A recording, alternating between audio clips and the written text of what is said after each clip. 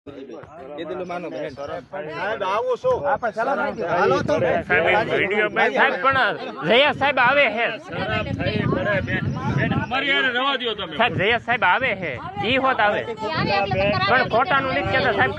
બખાણ તો આવું જોઈએ સાહેબ.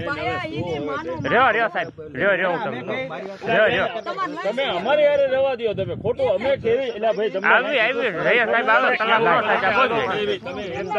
હાલો સાહેબ. સાહેબ અરે બેન તમે કોઈ વાત આ નોઠાયા સાહેબ લઈ લે કીધું તો કોઈ આટલા ટાઈમમાં પોલીસ વાળાએ કોઈ કઈ કીધું તમે ક્યાં હે ના પાડ્યું તમારી યારે પલોઠે વાળા બાપુ હેઠા બે દો સાહેબ ને આપું જો પરમાર સાહેબ ને વાત કરી લો સાહેબ વાત કરો તમે સાહેબ એ વાત નહીં કરતા હાલો સાહેબ જો વાત કરો તેન સાહેબ વાત કરી લો વાત કરો તમે એક વાર સાહેબ ને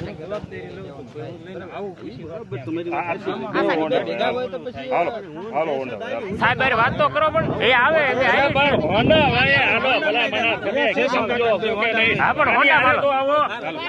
મારી તમારા ભાઈ તો આવો હા પણ હું આવું છું હાલો છોકરા હા હાલો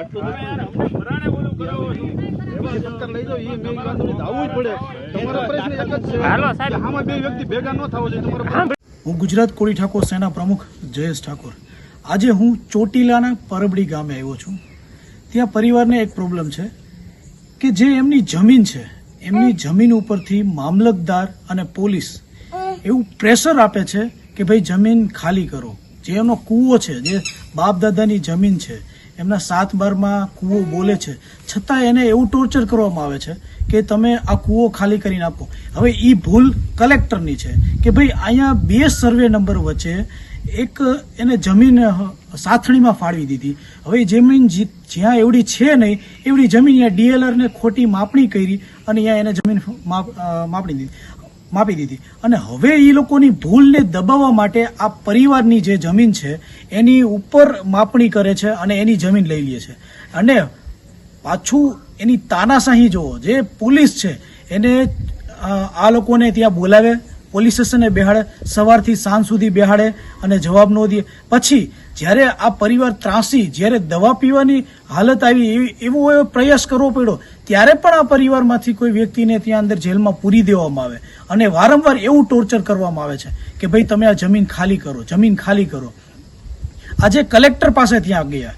કલેક્ટર પાસે પણ એવી રીતે કે ભાઈ કોઈ કલેક્ટરે કોઈ નોટિસ નથી આપી આ પરિવારમાંથી કોઈને પણ કલેક્ટરને બોલાવવાની, છતાં ચોટીલાના પીઆઈ અહીંયા એમને બોલાવે અને બળજબરીથી ગાડીમાં પૂરીને અહીંયા લઈ જવાની એવી ધમકીઓ આપે કે ભાઈ ના તમારે આવવું જ પડશે. કોઈ જાતની નોટિસ નહીં. હવે આ જમીન આ પરિવારની છે અને આ જમીન 7/12 કાયદેસર દસ્તાવેજવાળી બાપ દાદાની વર્ષોની જમીન છે, એટલે આ હક એમનો છે. તો કોઈ કાળે આ જમીન અમે એને દેવા નહીં દેશું. અને સરકારને મારી વિનંતી કે આવી ખોટી રીતે ખોટી માપણી કરતા હોય તો તમારે પણ ધ્યાન દેવું જોઈએ. આવી રીતે ખોટી પરિવારોની જમીન ન લેવી જોઈએ. શું છે તમારું નામ?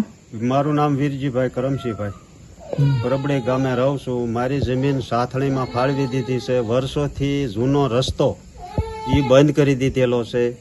એ સિવાયના અમારા બોર, કુવા એ કાયદેસર અમારી માલિકીની જમીનમાં છે. તો એ છતાંય સાથણીમાં બધું ફાળવી દીધેલું છે. અને તમને પોલીસવાળા વારંવાર આવે અને અમને ધમકીઓ આપે, તમે મોટરું કાઢી લ્યો, કુવા ખાલી કરી દો.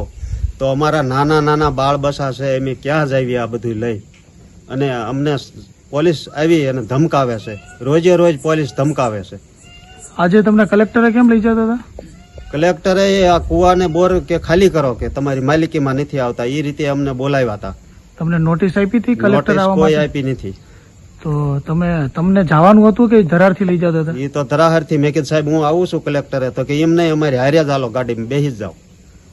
અને ખાલી ન કરું તો તમને શું ધમકીઓ આપે? તો એ કાં કહે છે લાઈનગીરી કરશું, એક્રોસિટી લગાડશું, તમને જેલમાં પૂરશું ને આવી રીતે કરે છે. જે કાલે જ મને લઈ ગયા હતા, 24 કલાક પૂરી રાખ્યો છે. તમે ફરિયાદ કરી છે? ના, મેં સાહેબ નથી ફરિયાદ કરી. તમે લેન્ડ ગ્રેબિંગ ફરિયાદ દાખલ કરી? હા, દાખલ કરી છે. શું થયું એનું હજી વાર છે નિવેદન, અમારું એનું લીધું નથી. તમારું નિવેદન નથી લીધું? ના ના. તો હવે તમે શું માંગ કરો છો? તમારે શું કરવું જોઈએ? અમારે સાહેબ અમારો જે હક હિસ્સો છે ગેર રીતે છીનવાય છે, એ અમને હાથ જોડીને વિનંતી કરવી છે કે અમારો હક છીનવવાનો અધિકાર કોઈનો છે નહીં. અમારે અમારો હક જોઈએ.